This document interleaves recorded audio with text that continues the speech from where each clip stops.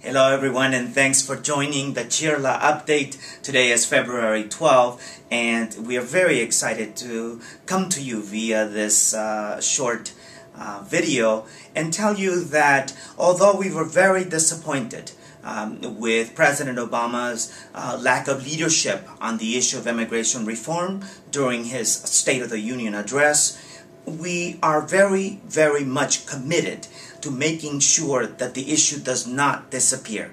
Some Republicans, some Democrats would like us to simply go away and come back in 2011. Well, millions of families don't want us to do that. And the American people who are used to working out details and working out solutions for problems don't want us to do that either. So we're going to continue struggling. There's one event on February 20th here in Los Angeles and one major event in Washington, D.C. that I'm going to tell you about in a couple of minutes. I also wanted to share with you that there was a study by America's Voice that speaks about the power of the Latino vote, not only in the 2008 election, but also in the 2010 upcoming midterm election. You'll see the website for America's Voice on your screen right now. The study basically says 40 congressional races are likely to be impacted by the Latino vote if Congress and the President do not act on immigration reform. This is crucial. In 2008, 67% of our vote went for President Obama and 31% of our vote went for Senator McCain. Our vote, our political muscle, is no laughing matter.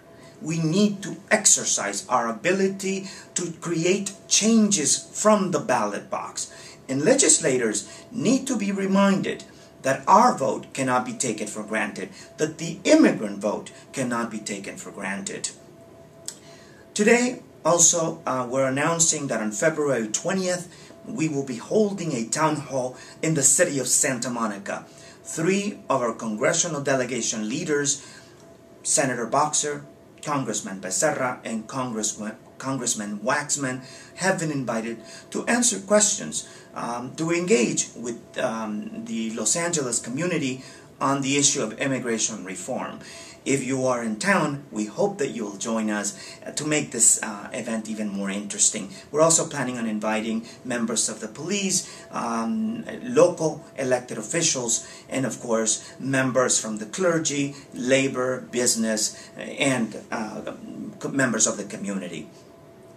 On March 21st, in Washington, D.C., we must unite to present a picture of strength.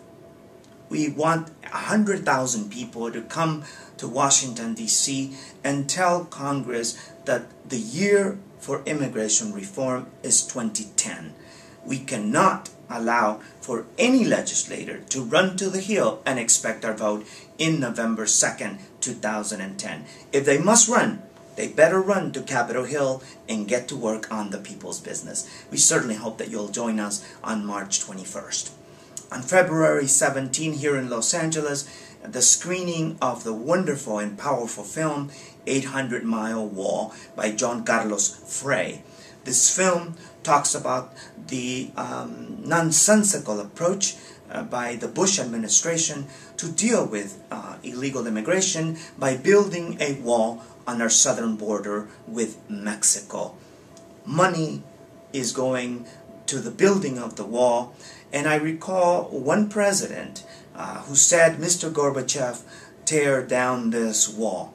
And yet you have a Republican president, Mr. Bush, and now a Democrat in the House, in the White House, continuing to build on this wall of shame.